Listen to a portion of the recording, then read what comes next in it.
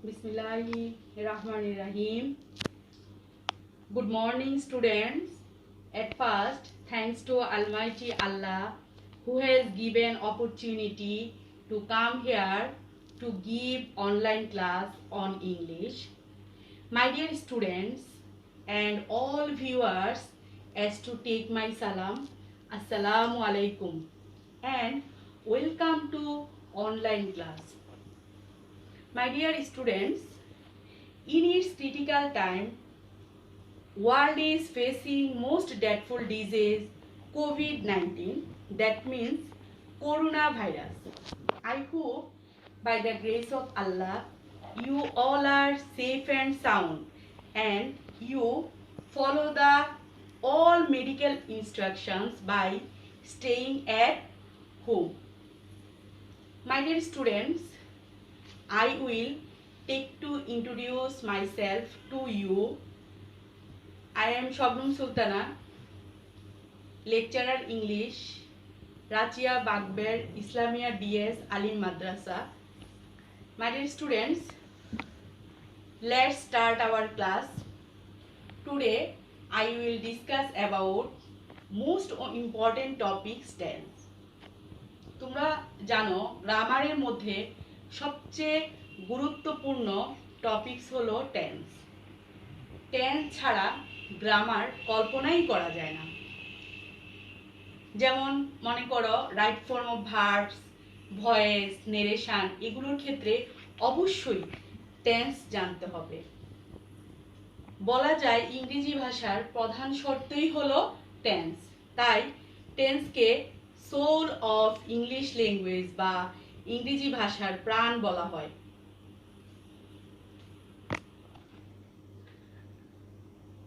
এখন আমরা টেন্স সম্পর্কে জানবো।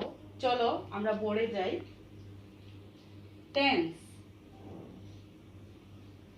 এর বাংলা হচ্ছে কি কাল। তাহলে আমরা প্রথমেই জেনে নিব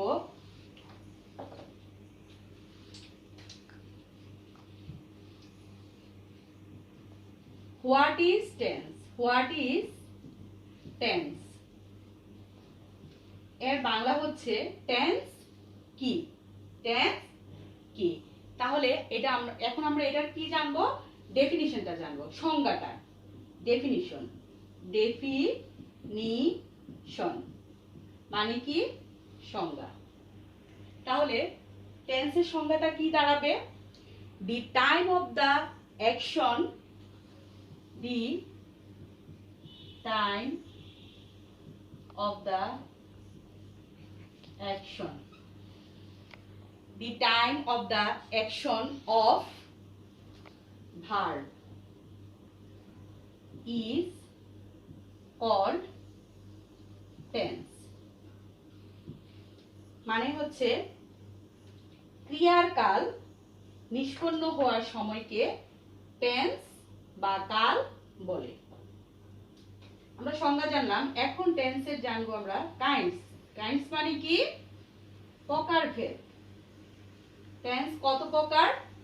আমরা জানি tense is divided into tense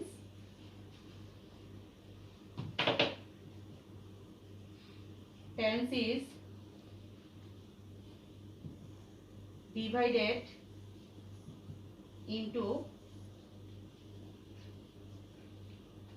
divided into three times.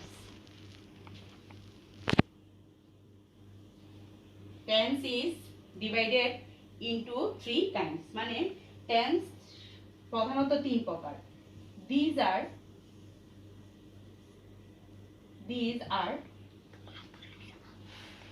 number 1 present tense. Present tense. Number 2 past tense. And number 3 future tense. তাহলে আমরা জানি প্রেজেন্ট টেন্স। প্রেজেন্ট টেন্স মানে কি? বর্তমান কাল। পাস্ট টেন্স মানে কি? অতীত কাল। ফিউচার টেন্স মানে কি? ভবিষ্যৎ কাল। আসলে টেন্স শুধুমাত্র আলিম আর এসএসসি লেভেলের জন্যই না, টেন্স শুরু হয় মূলত ক্লাস 3 থেকে।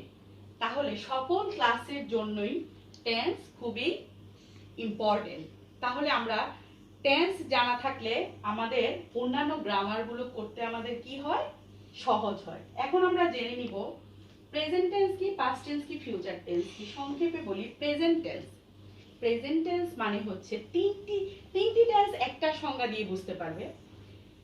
যে ভার্বের কাজ বর্তমান সময়কে নির্দেশ করে তাকে প্রেজেন্ট টেন্স বলে, যে ভার্বের কাজ অতীত সময়কে নির্দেশ করে তাকে পাস্ট টেন্স বলে, যে ভার্বের কাজ ভবিষ্যৎ সময়কে নির্দেশ করে তাকে ফিউচার টেন্স বলে। তাহলে আমরা সকলে এগুলো কিছু না কিছু জানি, কিন্তু আবার একটু বলে নিচ্ছি, কারণ পরবর্তীতে আমরা ভয়েস করাবো, নেরেশন করাবো, এগুলোর ক্ষেত্রে আমাদের অবশ্যই টেন্স জানতে হবে। বিশেষ করে কোন টেন্স, কোন সেন্টেন্সটি কোন টেন্স, আর স্ট্রাকচারটা আমাদের কি করতে হবে, জানা থাকতে হবে। এখন আমরা প্রেজেন্ট টেন্স সম্পর্কে জানবো। কি জানবো আমরা? প্রেজেন্ট টেন্স সম্পর্কে।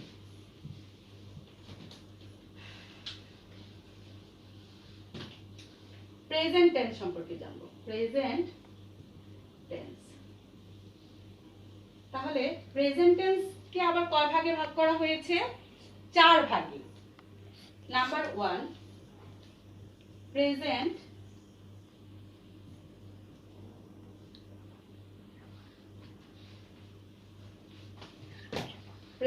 indefinite tense,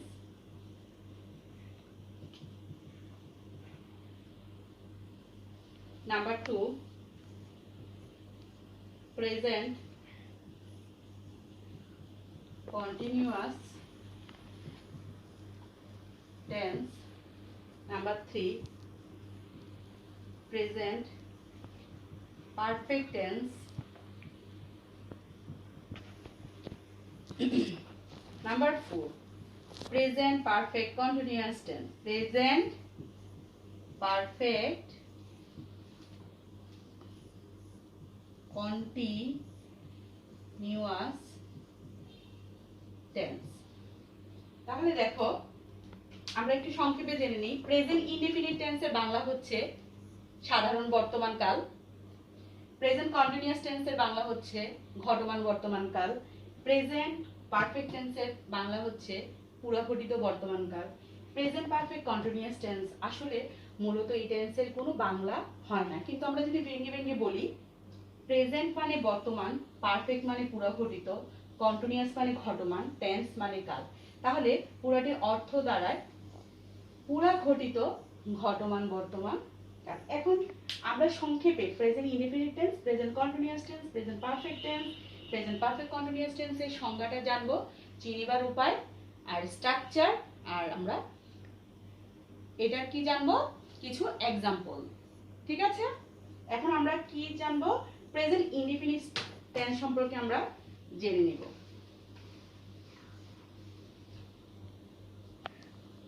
এখন আমরা জানবো প্রেজেন্ট ইনডেফিনিট টেন্স সম্পর্কে।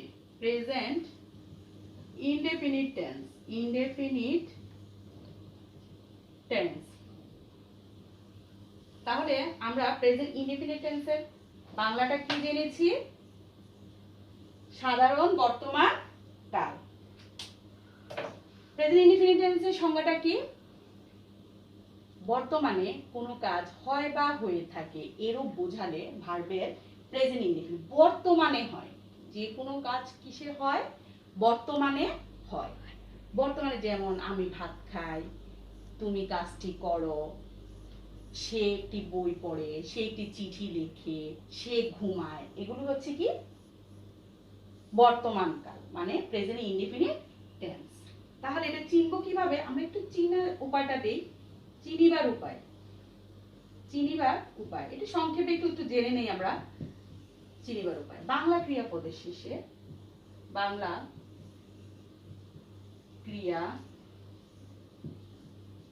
ক্রিয়াপদের শেষে স্বরেয়, স্বরেয়া, রস্বই, এ, ও, অন্ত্যেষ্টিয়, দন্তন্য ইত্যাদি যুক্ত থাকিলে থাকিলে মূল ভার্বের প্রেজেন্ট ইনডেফিনিট টেন্স হয়। মাই ডিয়ার স্টুডেন্টস, দেখো তোমরা এবার তাহলে প্রেজেন্ট ইনডেফিনিট টেন্স আমরা কিভাবে চিনবো? বাংলা ক্রিয়াপদের শেষে স্বরেয়, স্বরেয়া, রস্বী, এ, ও, অন্ত্যেষ্টিয়, দন্ত ন ইত্যাদি যুক্ত থাকিলে মূল ভার্বের প্রেজেন্ট ইনডেফিনিট টেন্স হয়। যেমন এক্সাম্পল দিচ্ছি আমি, এক্সাম্পল যেমন সে মাঠে ফুটবল খেলে, সে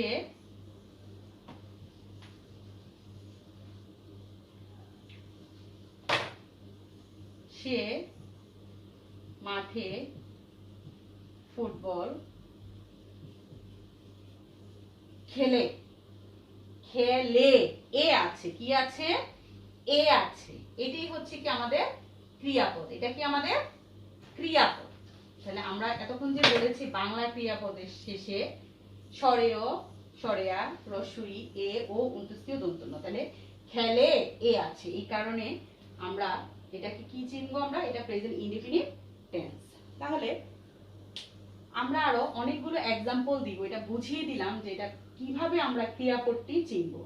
এর আগে আমরা স্ট্রাকচারটি জেনে নিই, স্ট্রাকচারটি জেনে নেওয়ার পরে আমরা এক্সাম্পল দিব।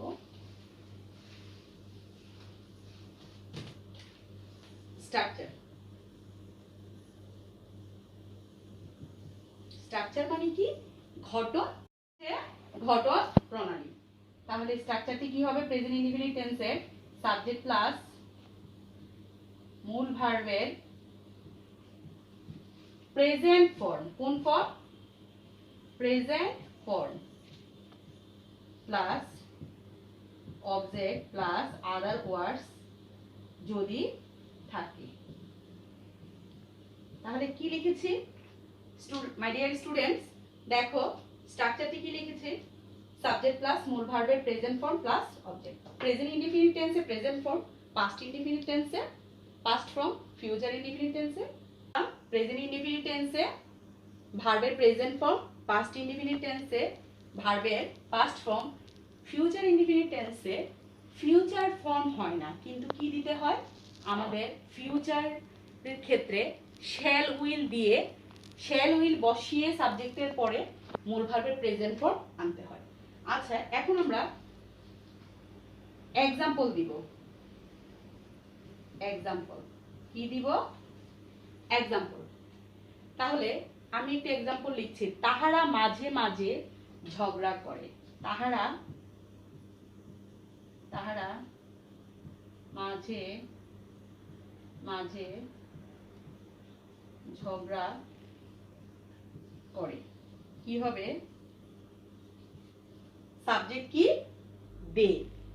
তাহলে এটার পরে কি আছে? আমাদের মূল ভার্বের প্রেজেন্ট ফর্ম। ঝগড়া করা ইংরেজি কি?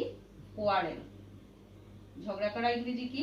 কোয়ারেল। এখন মাঝে মাঝে, মাঝে মাঝের ক্ষেত্রে কিন্তু মাঝে মাঝে ইংরেজি ওয়ার্ড কিন্তু অনেকগুলো হয়। যেমন আমরা দিতে পারি at times, off and on, now and then. কি দিতে পারি? At times, off and on. আবার কি দিতে পারি? they quarrel at times, off and on, now and then, now and then। ঠিক আছে, এটা হচ্ছে আমাদের কি?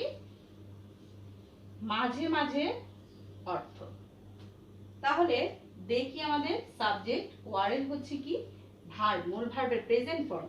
আর এট এ টাইমস কি? এট এ টাইমস অথবা অফ এন্ড অন অথবা নাও এন্ড দেন হচ্ছে কি? অবজেক্ট। ঠিক আছে, এখন আমরা আদার ওয়ার্ডস কিভাবে জানবো? আদার ওয়ার্ডস কোনটি? আমি আরেকটি এক্সাম্পল দিচ্ছি, আরেকটি এক্সাম্পল দিয়ে আমি বুঝিয়ে দিচ্ছি। যেমন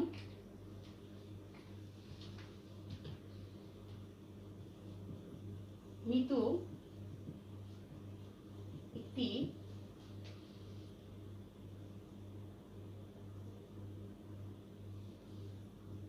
সুন্দর কবিতা লিখে, তাহলে কি হবে? মিতু। ভার্ব কি? লিখা। রাইটস। রাইটস হলো কেন? কারণ আমরা জানি সাবজেক্ট যদি থার্ড পারসন সিঙ্গুলার নাম্বার হয় তাহলে ভার্বের শেষে এস বা ইএস যুক্ত হয়। মিতু রাইটস একটি এ সুন্দর, nice. Mitu writes a nice কবিতা কি? কবিতা ইংরেজি কি? পোয়েম। তাহলে Mitu writes a nice poem, Mitu একটি সুন্দর কবিতা লিখে। তাহলে এটা কি আমাদের সাবজেক্ট, এটা হচ্ছে ভার্ব, এটা কি আমাদের অবজেক্ট। এখন যদি বলি তারা মাঠে ফুটবল খেলে, তারা মাঠে কোথায় খেলে? মাঠে। তাহলে দে খেলা ইংরেজি কি? প্লে। দে কিন্তু থার্ড পারসন প্লুরাল নাম্বার, এই কারণে ভার্বের শেষে এস বা এস যুক্ত হবে না। They play football in the field. দেখো দে হচ্ছে সাবজেক্ট, প্লে হচ্ছে ভার্বের প্রেজেন্ট ফর্ম, ফুটবল হচ্ছে অবজেক্ট, ইন দা ফিল্ড হচ্ছে আদার ওয়ার্ডস। সাবজেক্টের পর ভার্ব, ভার্বের পর অবজেক্ট, এরপরে যা বসবে তা হচ্ছে কি?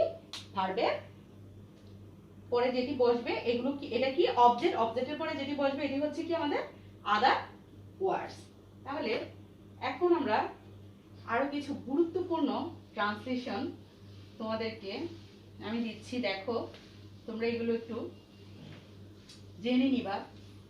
এগুলো সচরাচর আমাদের জানা দরকার। যেমন আমরা বলি কথায় কথায় যে বৃষ্টি পড়ে টাপুর টুপুর, গুড়ি গুড়ি বৃষ্টি হয়, থামিয়া থামিয়া বৃষ্টি হয়। তাহলে কি কি বলেছি? প্রথমে বৃষ্টি পড়ে টাপুর টুপুর, টাপুর টুপুর। এরপরে কি বলেছি? গুড়ি গুড়ি বৃষ্টি হয়, গুড়ি গুড়ি বৃষ্টি হয়। আমরা বলি না কথায় কথায় গুড়ি গুড়ি বৃষ্টি হয়, গুড়ি গুড়ি বৃষ্টি হয়। আরেকটা কথা বলি আমরা, কি বলি আমরা? থামিয়া থামিয়া বৃষ্টি হয়। থামিয়া থামিয়া বলে না এই বৃষ্টি থামতেছে আবার বৃষ্টি পড়তেছে, এরকম বলি না, এটার নাম হচ্ছে কি? থামিয়া থামিয়া বৃষ্টি হয়। ঠিক আছে? তাহলে বৃষ্টি পড়ে টাপুর টুপুর, it rains in heavy drops. এটার ইংরেজিটা কি হবে? It rains in heavy drops. আর গুড়ি গুড়ি বৃষ্টি হয়, এটার ইংলিশটা হবে, ট্রান্সলেশনটা হবে ইট ড্রিজলস, ইট ড্রিজলস। আর থামিয়া থামিয়া বৃষ্টি হয়, এটার ইংরেজিটা হবে it rains at intervals, it rains at intervals. দেখো তোমরা এটা জেনে রাখবা, বৃষ্টি পড়ে টাপুর টুপুর, বৃষ্টি পড়ে, বৃষ্টিটা কিভাবে পড়ে? টাপুর টুপুর। তাহলে এটা আমাদের কোন টেন্স? Present indefinite tense. হ্যাঁ, ইট সাবজেক্ট, রেইনস কারণ ইট হচ্ছে আমাদের থার্ড পারসন সিঙ্গুলার নাম্বার, এই কারণে ভার্বের শেষে এস বা ইএস যুক্ত হয়েছে। It rains in heavy drops. আর গুড়ি গুড়ি বৃষ্টি হয়, ড্রিজলস হচ্ছে গুড়ি গুড়ি বৃষ্টি হওয়া, এই কারণে আমাদের একটা সাবজেক্ট লাগবে কি? ইট, ইট ড্রিজলস, থামিয়া থামিয়া বৃষ্টি হয়। It rains at intervals, rains and intervals হচ্ছে থামিয়া থামিয়া বৃষ্টি হওয়া, ইংরেজি রেইনস অ্যাট ইন্টারভেলস। তাহলে আমরা প্রেজেন্ট ইনডিফিনিট টেন্স সম্পর্কে জানলাম। এর পরবর্তীতে আমরা চলে যাব প্রেজেন্ট কন্টিনিউয়াস টেন্স সম্পর্কে জানবো আমরা।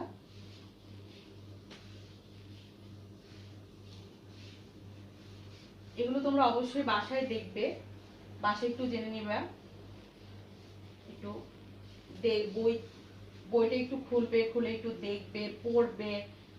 এই করোনা পরিস্থিতিতে আসলে আমাদের পড়ালেখা খুব কমই হচ্ছে, কিন্তু তারপরও কিছু করার নাই, যেহেতু এটা আল্লাহ প্রদত্ত, এটা বিশ্বে একটা মহামারীর আকারে সৃষ্টি হয়ে গেছে, এটা মানুষের কোনো হাত নাই, ঠিক আছে? এই কারণে তোমরা ঘরে থেকে যেভাবেই পারো অনলাইন ক্লাসগুলো অন্তত পক্ষে তোমরা করবা। এখন দেখো প্রেজেন্ট কন্টিনিউয়াস টেন্স।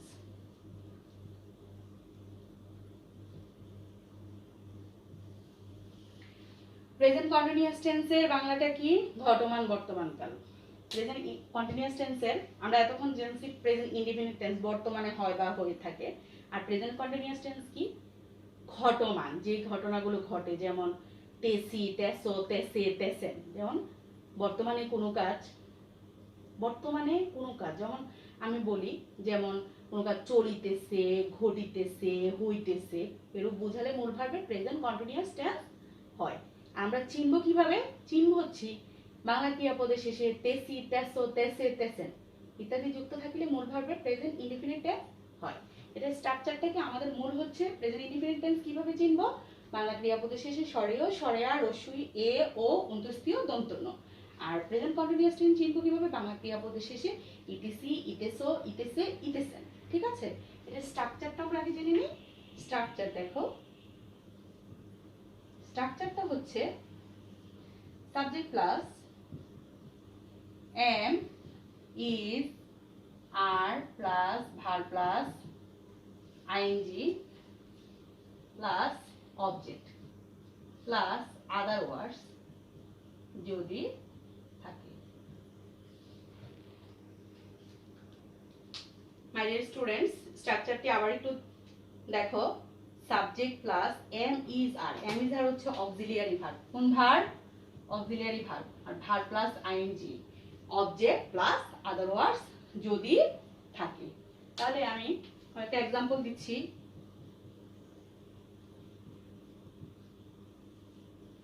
নাম্বার 1, যেমন কবির শব্দ করিয়া ঘুমাইতেছে। কি করিয়া ঘুমাইতেছে? কবির শব্দ করিয়া ঘুমাইতেছে, ঘুমাইতেছে।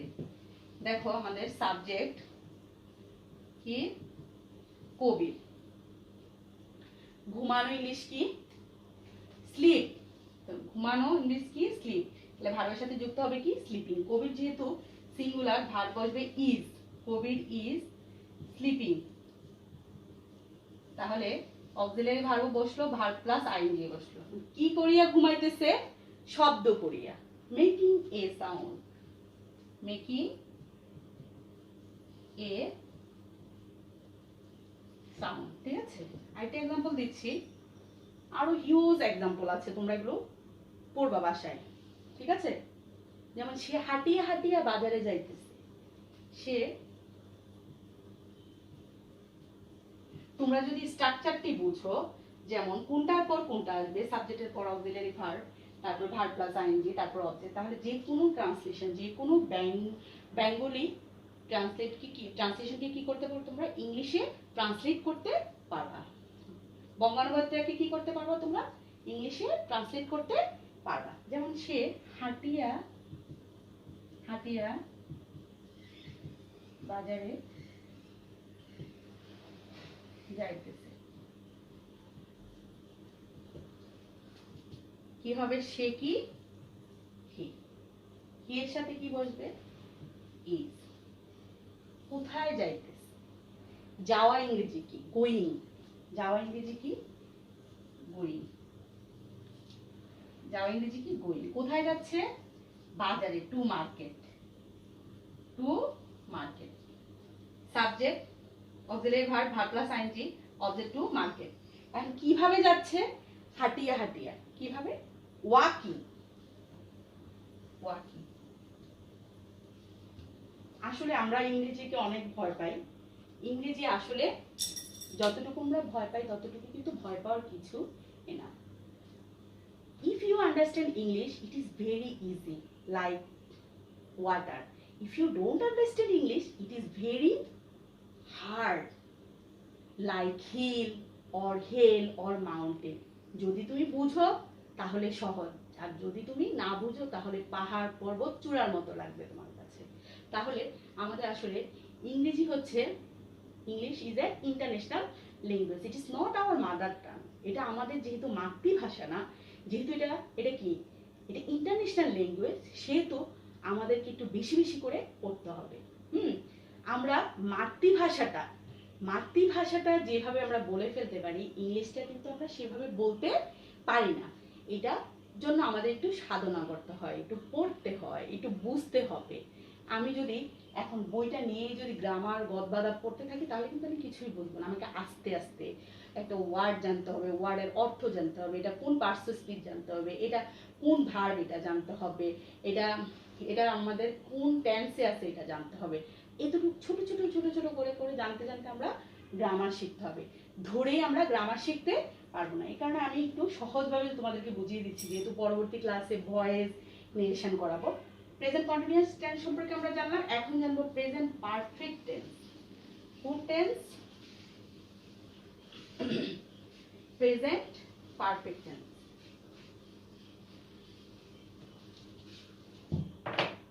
দেখো, present perfect tense, present perfect টেন্সের বাংলা কি? পুরা ঘটিত বর্তমান কাল। তাহলে প্রেজেন্ট পারফেক্ট টেন্সের সংজ্ঞাটা আমরা জেনে নিই। দেখো, কোনো কাজ এইমাত্র শেষ হয়ে আছে কিন্তু এর ফল এখনো বিদ্যমান রয়েছে। মানে আমরা যেমন পরীক্ষা দিয়েছি কিন্তু পরীক্ষার কি পাইনি, আমরা এখনো ফল পাইনি। পরীক্ষার কি পাই নাই, আমরা এখনো ফল পাইনি। তাহলে যদি আমরা ফল না পাই, ফলটার অপেক্ষায় থাকি, ওইটাই হচ্ছে আমাদের প্রেজেন্ট পারফেক্ট টেন্স। ঠিক আছে? দেখো, তাহলে আমাদের সংজ্ঞাটা কি হবে? কোনো কাজ এইমাত্র শেষ হয়ে আছে কিন্তু এর ফল এখনো বিদ্যমান রয়েছে, এরূপ বুঝালে মূল ভার্বের প্রেজেন্ট পারফেক্ট টেন্স হয়। তাহলে এটা চিনব কিভাবে? বাংলা ক্রিয়াপদের শেষে ইয়াসি, ইয়াসো, ইয়াসে, ইয়াসেন ইত্যাদি যুক্ত থাকিলে মূল ভার্বের প্রেজেন্ট পারফেক্ট টেন্স হয়। তাহলে এটা স্ট্রাকচারটা আমরা জানি, আমরা চিনতে হবে কি? চিনিবার উপায় আর হচ্ছে স্ট্রাকচার। আমরা প্রেজেন্ট ইনডিফিনিট টেন্সে জেনেছি বাংলা ক্রিয়াপদের শেষে সরেও, সরেয়া, রস্যই, এ, ও, উন্তস্থিয়, দন্তন্য। আর প্রেজেন্ট কন্টিনিউয়াসে জেনেছি বাংলা ক্রিয়াপদের শেষে ইতিসি, ইতেসো, ইতেসে, ইতেসেন। আর আমরা পারফেক্টে কি জেনেছি? ইয়াছি, ইয়াছো, ইয়াছে, ইয়াছেন। স্ট্রাকচারটি কি হবে?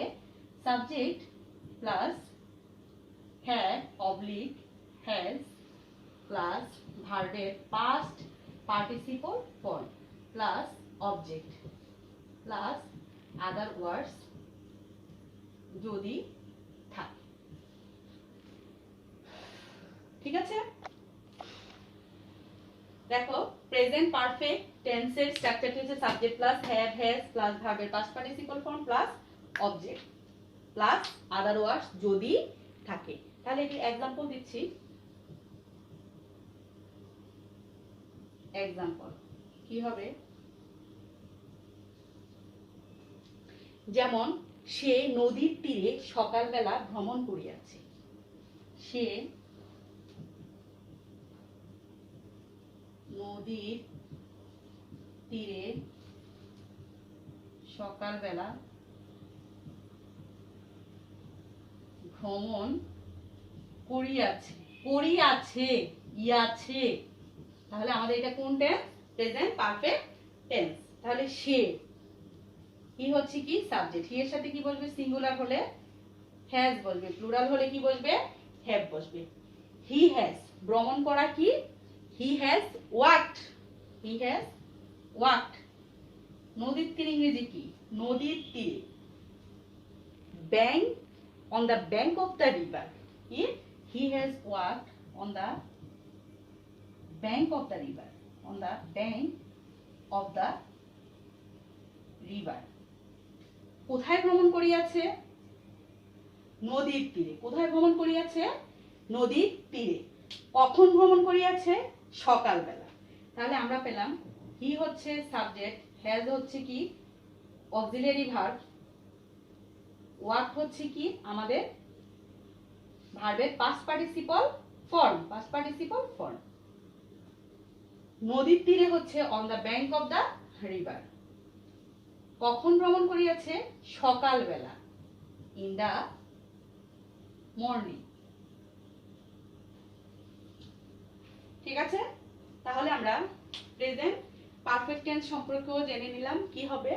আমরা বাংলা ক্রিয়াপদের শেষে ইয়াসি, ইয়াসু, ইয়াসে, ইয়াসেন যুক্ত থাকিবে। আর স্ট্রাকচারটি হবে subject plus have S plus ভার্বের past participle form plus object plus other words যদি থাকে। এক্সাম্পলটি দিলাম কি, সে নদীর তীরে সকালবেলা ভ্রমণ করিয়াছে। সাবজেক্ট, অক্সিলারি ভার্ব, তারপরে কি ভার্বের পাস্ট পার্টিসিপল ফর্ম, তারপরে নদীর তীরে ইংরেজি কি on the bank of the river. কখন ভ্রমণ করিয়াছে? সকালবেলা, ইন দ্য মর্নিং। ঠিক আছে, আমরা এখন চলে যাব প্রেজেন্ট পারফেক্ট কন্টিনিউয়াস টেন্সে। কোথায় যাব? Present perfect continuous tense. Present perfect, আমরা বলেছিলাম প্রেজেন্ট পারফেক্ট কন্টিনিউয়াস টেন্সের কোনো বাংলা হয় না, কিন্তু আমাদের দুইটা টেন্স মিলে হয় কি একটি টেন্স, তাই না?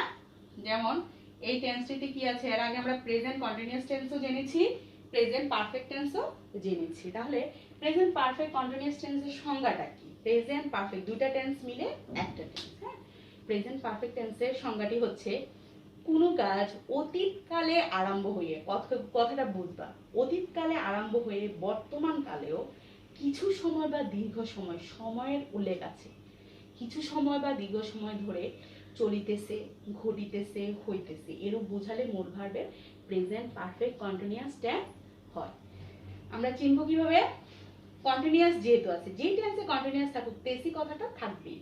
যেমন চিনিবার উপায়, সময়ের উল্লেখপূর্বক বাংলা ক্রিয়াপদের শেষে ইতেসি, ইতেস, ইতেসে, ইতেসেন ইত্যাদি যুক্ত থাকলে মূল ভার্বের প্রেজেন্ট পারফেক্ট কন্টিনিউয়াস টেন্স হয়।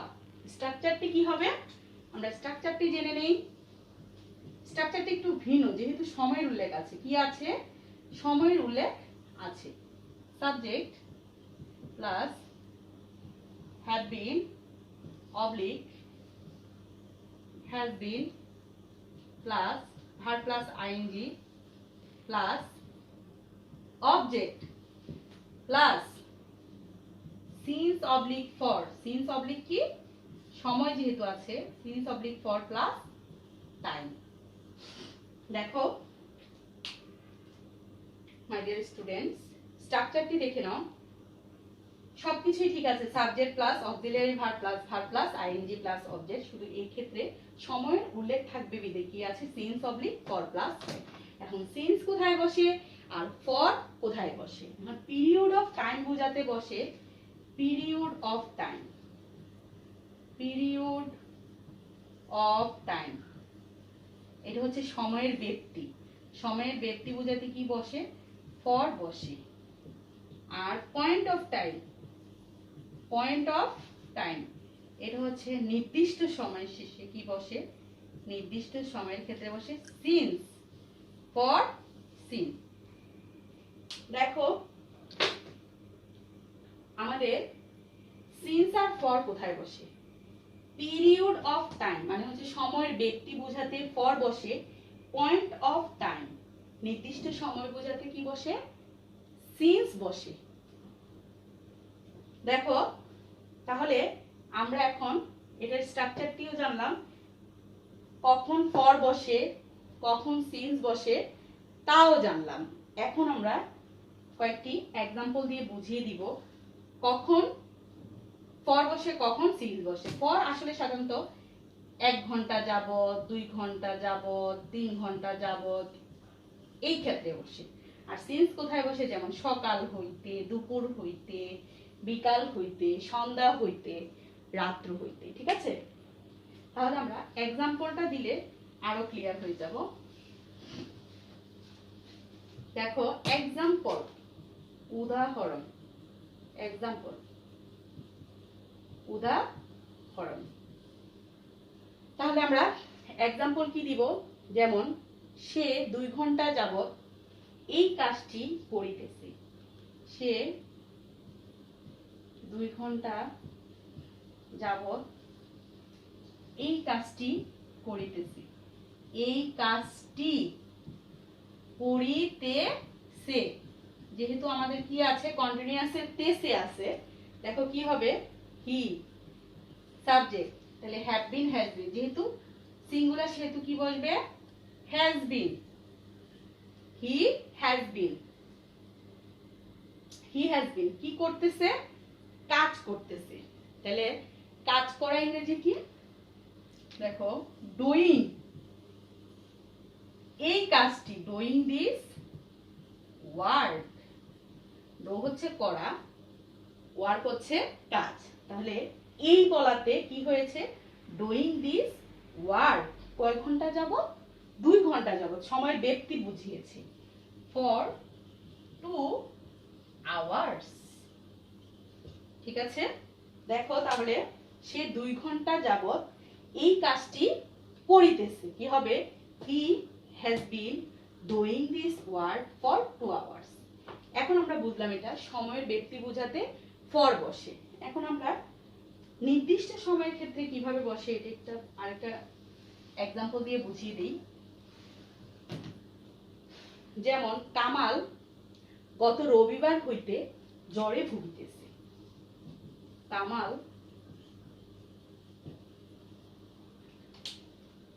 গত রবিবার হইতে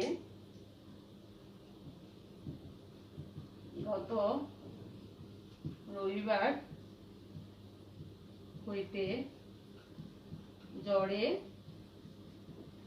ভুগিতেছে, তাহলে কামাল